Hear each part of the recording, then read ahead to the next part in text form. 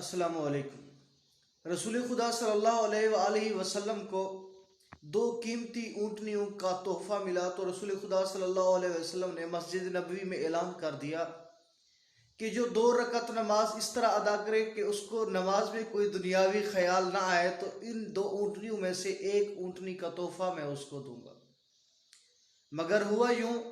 کہ صحابہ کرام میں سے کوئی کھڑا نہ ہوا اور حضرت علی علیہ السلام کھڑے ہوئے اور کہا کہ میں 2 رکعت نماز ادا کرتا ہوں۔ جناب علی علیہ السلام نے 2 رکعت نماز ادا کی اور ایک اونٹنی جو تحفہ میں ملنی تھی اس کا مطالبہ کیا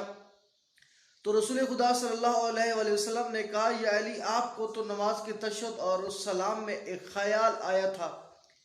ابھی یہ بات جاری تھی کہ حضرت جبرائیل علیہ السلام تشریف لائے اور کہا کہ علی کو ایک اونٹنی دے دے۔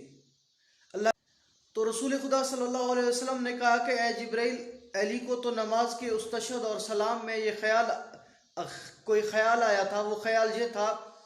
کہ ان 2 اونٹنیوں میں سے کون سی اونٹنی لوں؟ تو جناب جبرائیل علیہ السلام نے فرمایا کہ ہاں بالکل خیال آیا تھا،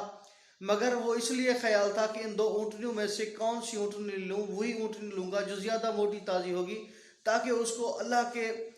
راہ پہ اس کو خرچ کروں اور غریبوں اور یتیموں اور مسکینوں میں اس کو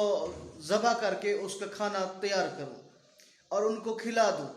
تو اس وقت رسول خدا صلی اللہ علیہ وسلم نے حضرت علی علیہ السلام کے اس خیال پہ ایک اونٹنی کے بجائے 2 اونٹنیاں دے دی۔